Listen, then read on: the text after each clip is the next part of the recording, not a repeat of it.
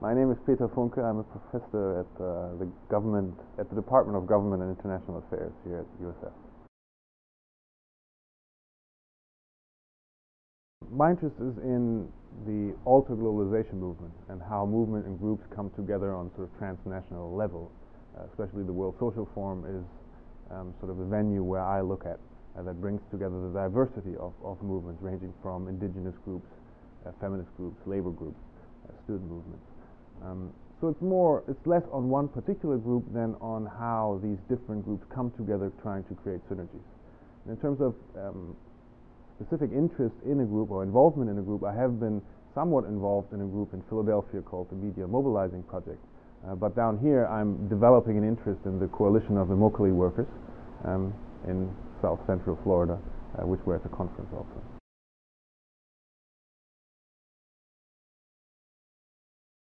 The change of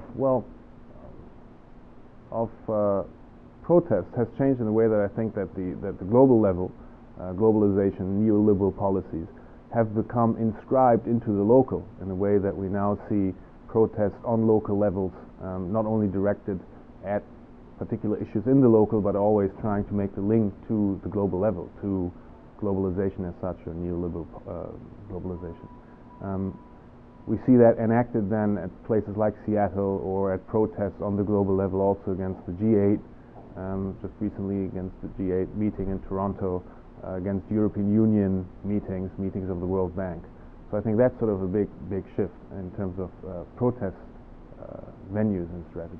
I'm not sure that it has really changed the nature of democracy movements. I mean, democracy is sort of can be an empty signifier to a certain degree. I mean, it depends on how you fill democracy. Now, there is this grassroots approach, or this participatory democratic approach, which tries to sort of empower mostly indigenous groups that we heard from here also at the conference on the basis of sort of more decentralized structures, which at the same time then can be progressive by empowering specific entities or specific groups in the local through democratic mechanisms.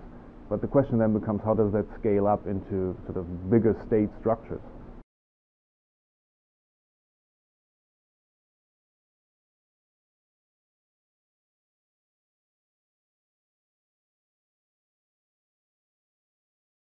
The sad thing, in a sense, is that the movements have not, especially sort of the more progressive movements from the left, have not capitalized on the crisis. If we look at sort of the global north or south in a way that one would wish for, maybe, or at least one would expect it to happen.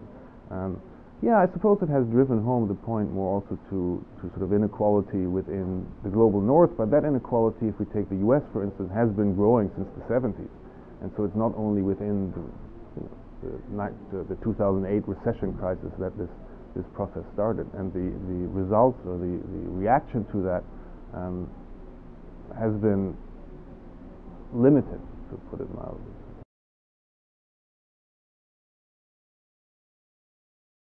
From the organizational level, it has been sort of the Zapatistas uprising in Mexico since sort of the 80s that came to the fore with NAFTA in the early 90s, and that sort of proposed a new kind of model of how to organize in more democratic ways, in more less hierarchical ways.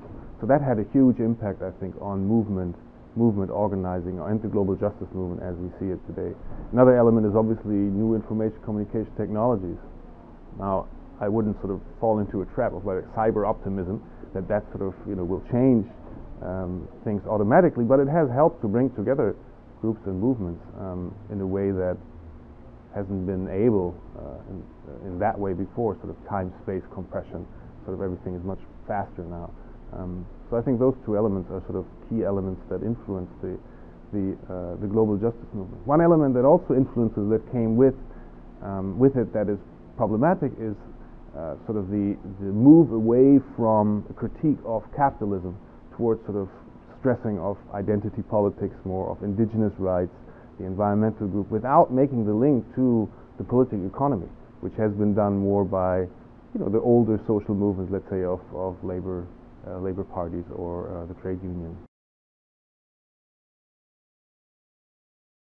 I mean, here in Florida, CIW, the Coalition of Immokalee Workers, I think is really something to to have an eye on. Then further north, the Media Mobilizing Project in Philadelphia.